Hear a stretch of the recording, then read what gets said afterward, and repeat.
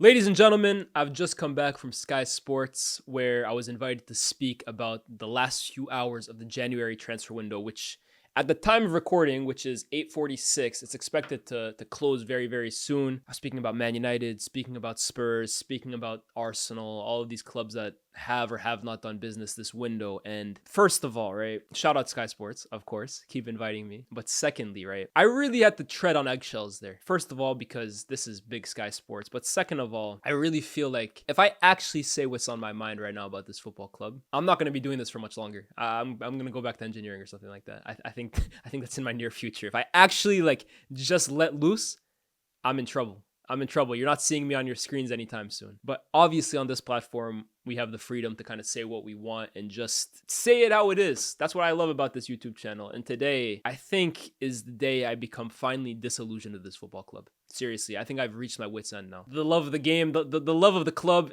it's being challenged right now, man. Like, I'm always gonna be a Manchester United supporter. That it's like family. You can't pick your family, whether you love him or hate him, whether you want to beat up your brother or not. He's your brother, right? That's the way I feel about Man United. Like, I can't stop watching the games. I can't stop feeling passionate about it. I can't help but celebrate goals. I can't help but get annoyed when we concede. But this month in particular, I mean, this whole season, right? But this month in particular has really just, I think it's brought me to my last patience. My last bit of patience is being tested here. Man United today briefed to the media that there will be no final minute deal that gets done on the final day of the transfer window. We've known that basically for the last 2 days. Ever since the deal for Matthias Tell broke down, we've known Man United are not going to add anyone bar Dorgu, Heaven, and Leon, who they signed earlier in the season. They're not adding anyone else, which is to be expected. Because although they haven't flat out come out and said it, anybody with 2 working brain cells, anybody who's even slightly clued on to the scenario right now, knows the reality of the situation at Manchester United. The board have thrown away the season. This season is not a priority for Man United. Being successful on the football pitch is not Man United's priority this season. It has never been clearer that winning games, giving the team the best chance to succeed, finishing as high in the table as possible, going as far as possible in the cups, that's not in Man United's best interest this season. How could you possibly convince me that it is? Man United, in the last 2 windows since INEOS have come to the club, have let Jadon Sancho go on a loan with an option to buy. It's technically an obligation. They did this after they signed all their players, right? So they loaned him out, and no one came in return. By the way, we gave him to a rival. No one came in to fill the gap that he left. Whether you think he's a great player, whether you think we should have kept him or not. We let go of a first-team attacker, and no one came in to directly replace him. Fine. This window, we let go of Antony. We loaned him out. Again, whether you think he's a great player or not, he's a body. He's a first-team member. We loaned him out, and no one else was brought in. And then Marcus Rashford,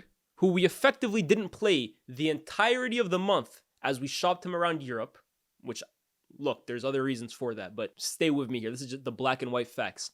Shopped him around Europe. We tried to get him out of the club. Didn't play him the entirety of the month. At the same time, in this period where he hasn't been playing, he's still the 3rd top scorer for us in the league with 4 goals. And then we let him go to a Premier League rival with a few days left and didn't bring anybody else through the door. Now, let me give you guys some numbers real quick. So in the 2022-23 season, Manchester United scored 58 Premier League goals over 38 games. 12 teams only scored less goals than Man United that season. We finished 3rd, but only 12 teams scored less goals than us. We had relatively a mid-table attack. And bear in mind, let's add context to that, it was largely carried by Marcus Rashford's insane form, which lasted about 3 months. Outside of that, goal-scoring-wise, we were an average team in the Premier League, both statistically and on the eye. It's inarguable. The following season, in 23-24, we scored 57 goals. And in the league, only 10 teams scored less than us. So again, we were a mid-table team offensively in the Premier League last season. 10 teams only scored less goals than us. That means 9 teams scored more goals than us. We go to the 2024-25 season, where at the time of recording, we've scored 28 goals in 24 games. That's barely a goal a game. In that time period, only 1, 2, 3, 4 teams have scored less goals than Manchester United. So this is not a form problem. This is not a bedding in problem with the system. Manchester United have been an average to bad attacking team in English football for the last 2.5 going on 3 seasons now. This is with all the players we already had. We are losing players in one of the most average to worse attacking teams. Losing them. We're giving them away on loan. Sancho, Rashford, Antony. And in fact, we tried shopping Garnacho the entire window, so it would have been another one on top of that, without bringing anybody in return. So already we're bad. Already every Man United fan will tell you we're bad. We're sitting in 14th place at the moment. West Ham are winning. We're making a bad team worse. Don't tell me losing these players is making us better. It's not. At the very minimum, it's keeping us at the same level. But the reality is, Marcus Rashford, love him or hate him, we're a better team if we can call upon Marcus Rashford off the bench. If you decide to let him go, that's fine. I never disagreed with that decision, especially because there's larger reasons for it other than just his performances. But I'm sorry, losing Rashford on a loan, not recovering any money, and then not going to get anybody else is counterproductive here. That's not improving the situation. And I'm not asking Man United to spend £60 million on a replacement. I would never pressure Man United to spend £60 million on Matthias Tell because I'm not an idiot. I understand that for all intents and purposes, we're in financial hell. We are in financial hell. I get that. But I'm seeing today Spurs secure a loan for Matthias Tell. A loan with no option to buy. No obligation. That's practically like as cheap and foolproof and good for the rest of the season as you can get. By the way, Matthias Tell, a player that wanted to join Man United. Every reputable source on the planet has come out and reported it. Fabrizio, David Ornstein, Platigo, they've all come out and said Matthias Tell wants Man United. Chelsea negotiated with him for the whole window. He wasn't interested. Spurs flew out there and put in a £50 million bid, and he rejected it. Everybody knew he wanted Man United, and Man United couldn't secure a loan without any option to buy. You don't want to know the reason why? Because Bayern wanted them to pay a £5 million loan fee. Spurs ended up paying it. Spurs ended up getting him because at the end of the day, Matthias Tell waited for United, waited, and on deadline day, Man United flopped. He had no choice but to go to Spurs. He was there for Man United, and they bluffed because of a £5 million loan fee. Now, you can tell me, oh, PSR this, finances that. What was the point in loaning out Antony, Sancho, and Rashford? Was it not to free up funds as well? Was it not? If you're loaning out 3 guys, you're telling me you can't afford to loan in 1 guy. At minimum 1 guy. I don't buy it. I really, really do not buy it. And now the club have come out and effectively briefed the media that they're happy with their striking options. I'm sorry. A team that 24 hours ago lined up with Kobe Mainu up front while Xerxes and Højlund sat on the bench does not indicate to me a manager that's happy with his striking options. That is as clear as day, screaming, I need a new center forward, without literally coming out and saying it. And the club have let him down. The board have let everybody affiliated with Man United down. Do not get it twisted. There's no way you can spin this into a positive. There is no way you can spin this into, oh, well, in the summer we'll have a lot of... No. They have effectively said this season doesn't matter to us. Because now, a team that I just told you is a league bad offense, who just lost 2 players on top of the 3rd that they lost in the summer, for absolutely nothing, by the way, and with no one else coming in, now have to play another, 4 months, 5 months of the season weakened. Even more so than that. Amorim came in November. It's been 3 months now. In those 3 months, I think I was telling Cam yesterday, we've won 30% of our league games. 30%. I think we won 4 league games under Amorim. We've just come off our 5th loss at home in 7. Underlying metrics are bad. Chance creation stats are bad. We are struggling. We're drowning. There's a reason for this, right? 1000% Amorim has to be doing a better job coaching this team.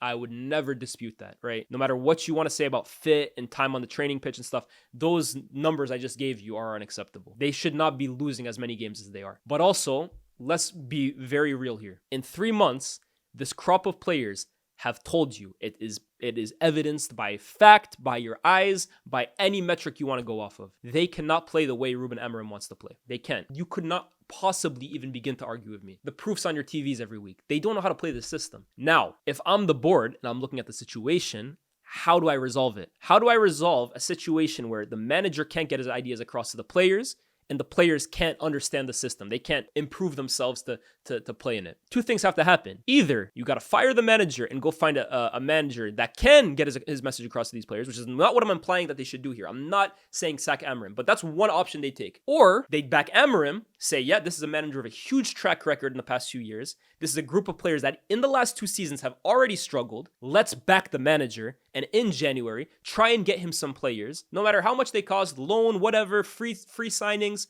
Let's just get him some players that can fit into the system ASAP and just get us across the line. I can give you a few names. Randall Kolo Muani was available on a loan. Randall Kolo Muani was available on a loan. Funnily enough, which it's killing me now, I actually wanted Randall Kolo Muani, not because I think he's a terrific footballer, but because I think we're literally in the dumps. And anything at this point is an upgrade, especially on a loan. A loan with no obligation to buy is literally the least risky thing you could do in football. It's just a body coming in for 6 months. We saw it with Sabitzer. We saw it with Weghorst. You lose absolutely nothing. They just go back to their club after 6 months. Kolo Muani was available. He ended up going to Juventus. Why? It beats me. It could be that just like Matthias Tell, Man United didn't want to pay a loan fee. Man United didn't want to cover all his wages. Who knows? But a player that could come in right now and right off the bat, no matter what you think of him, is better than our two striking options and adds depth to a weak position for us, ends up going to Juventus. And in his first 2 games, he's already got 3 goals. Man United didn't want to do it. Matthias Tell, available on a loan with an option to buy. With no option to buy, excuse me. Man United negotiated all window.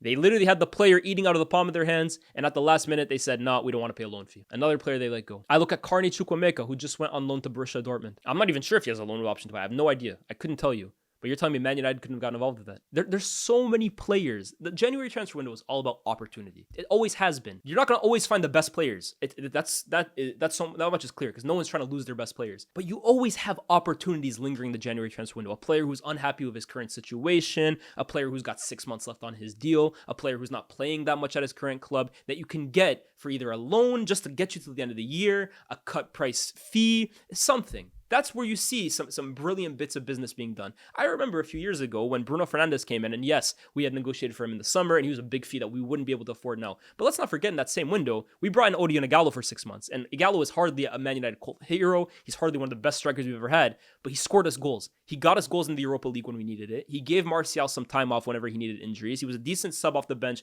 last 5 minutes to hold up the ball. He's nothing special. He's not going to go in the Man United Hall of Fame. We're not going to put him in our trophy cabinet. Nothing. But he just got us over the line for that season. And this Man United team is screaming out for players like that. We're just screaming out for bodies to enter the fray for the next 4 months, get us over the line in the Premier League, maybe get us in the top half. Who knows? Maybe I might let the dream that big. Maybe give us a little push in the Europa League, which at the moment we're still a major player in. If we win that competition, we get Champions League, which for all this talk about revenue and money coming in and finances would massively benefit us. Signing a player for a £5 million loan fee helps us achieve those goals, which in turn will get us more money. But no, Man United decided instead to all window long sit on their hands and let the manager drown, the players drown, and worst of all, the fans drown. And that's why I say it's never been clearer to me, more so than today, that Man United's priority at this current moment is not being successful on the football pitch. You could not possibly sell me that idea because nothing that they're doing off the football pitch suggests that they are. Nothing. The only thing they've done this window, you talk about your Heaven or the kid from Arsenal. Maybe now he's going to have to play because Lisandro's out for the whole season. Another thing, by the way, that has completely curtailed our season. Another problem that Amorim has to deal with. And another thing that, yes, it happened yesterday, but United have made no attempt to even rectify. That's another first-team player gone to an already weak team. And he's a big player for us. The only thing that they did this window was sign Dorgu. And Dorgu, you know what, is actually like almost reassuring that no matter what happens this season, as long as we don't get relegated, Amorim's probably in a job. Because you don't sign or I would at least hope that a competent organization wouldn't sign a player made for one formation that a manager coaches just to sack that manager. I would really hope that's not what they're planning on doing here. Because Dorgu is a player for Amorim. It's the only thing that they've given him so far. That's the only bright side about that. But even Dorgu is one for the future. Anybody expecting Dorgu to come in and immediately lift the standards of the club and get us firing here and there, he'll be an improvement, I would hope so, on what we currently play at that position, because we really play some misfits there, and not even an insult there. They can't play wing back. Maybe he can be an instant impact on that. But let's be real, that's not changing Man United's season. Patrick Dorgu from Lecce is not changing our season. It's not even, for me, giving us like a kickstart. And that's what this club, forget about the team, the club is desperately missing. Our whole stadium is emptying with 10 minutes left on the clock. Our players' heads sink the minute we go down 1-0. Amorim, if I have to see this guy on the touchline one more time going like this, like furrowing his brow. My brother, what are you looking for? But I feel for him. I feel for all these guys. The whole club is just so down in the dumps. And I can't remember. And I feel like I say this every year, but now it's like unarguable. It's never been this bad. This is the worst it's ever been. This is one of the darkest times in Man United's modern history, if not the darkest time. I think you have to go back all the way back to when Sir Alex took over the club to find a time as dark as this one right now. And Man United fans, I think, are patient. Or for the most part, they're patient. They back the manager. They sing till the final whistle. They remain optimistic, but at the same time, the club has to give them something to be optimistic about, and the club's giving them nothing to be optimistic about. And one thing that's really bugging me, and one thing for me that I'm going to repeat the word, I'm disillusioned now. As I said, Man United, their priority isn't to be successful on the pitch. And in fact, they're actively weakening the team. At the same time, this season, while weakening and not prioritizing strengthening this team, they're increasing ticket prices. So Man United fans have to spend more money to watch their team play when the club is weakening the team and showing everybody they don't care about winning. You're charging people more money to go watch a team whose priority isn't to win. Do you guys not understand how backwards that is? Like, actually think about what I'm saying right now. Man United this window have effectively told us this season's a buy. We're going to wait till the summer. Hopefully we can get it improved. But at the same time have increased ticket prices. So you have to pay more to go watch a worse team. And this is when I really clocked. This is when it actually hit it for me. Football in general is not about winning anymore. Teams' priorities for the most part out there, it's not about winning. Yeah, you still have the Real Madrids. Manchester City are serious about winning. Look at the window that they just had. That's a team that are in a crisis and they're acting urgently about it. But I'm seeing a lot of teams now that the priority is just about balancing the books, fixing your finances up, staying with PSR regulations. I look at Chelsea, who spent 50 million on João Felix and are loaning him out to AC Milan 6 months later. You can't tell me these are clubs that their main priority is to win on the pitch. It's not. That's a second priority for them. But if that's the thing, tell us, because now that I know this, I'll tell you this for free. My investment in this team this season is going to massively dwindle. It is. Because I can't get angry anymore about this football club when they have clear as day, said it to my face, winning is not important for us. It's not. I'm not asking to win the league. I'm not asking to win the Champions League. We're not even in the Champions League. I'm not asking even to make top 4. But what about finishing in the top half? We get more money the higher up in the league we place. What about going as far as we can in the FA Cup? What about maybe winning the Europa League to get us in the Champions League? I can't dream about that stuff. I can't even hope that my team can do that. Well, of course not, because they're not even allowing me to do it with the way they're running the club. So now that they've basically made it crystal clear that success on the pitch is not their priority, it's not my priority anymore now. I'm sorry. I'm going to watch every single game. You're still going to get reviews from me. But the passion I have for this team now and the amount of investment that I put with my time, my money, my mental health, all of that stuff. By the way, I'm not going crazy right now, right? I say my mental health, but it's just more so about being stressed about this team. All of that stuff. I'm actually going to take a step back now.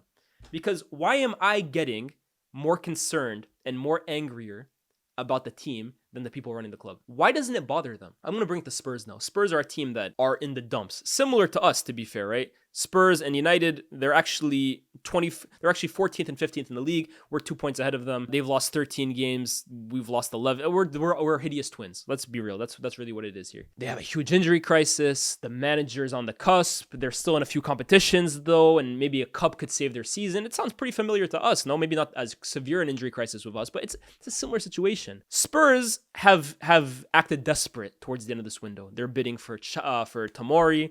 They're bidding for Mark Guehi, 70 million pounds. They're bidding 50 for Tell, and they're not taking no for an answer. They've gone and hijacked the Kevin Danso deal. Let's be real. They're desperate. They're moving desperate. But at the same time, too, I actually admire the desperation because Spurs are in a crisis and they're urgent about it. They have urgency in trying to rectify their situation. They're trying to do whatever it takes, as late as it might be. It's not the best way to run a football club, but at least they're trying to put band-aids over the axe wound. In a way, I kind of respect it. Man United have a gaping axe wound, and their excuse to it is, there's not that much value on the market right now. PSR-wise, we're a little shaky. Let's just wait till next summer and try and get our house in order. That's the quote that they used today. I mean, what a joke. What an absolute joke. Seriously, I've stayed tight-lipped about INEOS for most of this season, right? I've been very judgmental, to be fair, about some of the off-the-pitch decisions in terms of raising the ticket prices. For me, that never sat right with me. I've remained incredibly concerned about them prioritizing us moving into a stadium before even getting our football team on the pitch correct, because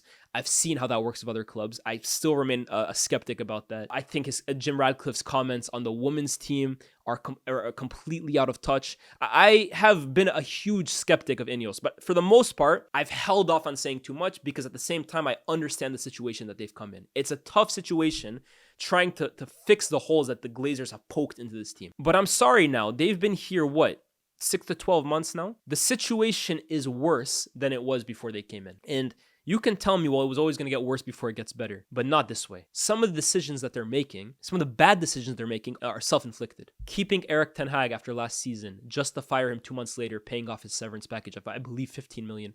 And now all of a sudden we can't afford players. That's their fault. Ruben Amorim struggling coming in halfway through a season with a team that he has no influence on in terms of the players he wants or the players at his disposal. That's on them for waiting that long. A whole transfer window where a lot of the players that we bought 6 months ago, we're having question marks about where they fit into this team. And it's because they were recruited by a man in Dan Ashworth that INEOS fired 2 months later. And again, bought him off their contract from Newcastle, fired him 2 months later. That's on them. It's been an awful year one, I would call it. It's been an awful year one from INEOS. And I really thought it would be impossible for it to be this bad. I genuinely thought it's been so bad under the Glazers. For me to hate who they bring in next is going to be damn near impossible. They're doing a pretty good job of proving me wrong. Because this season, guys, it will only get darker. It will only get darker. There's no light at the end of the tunnel for this season.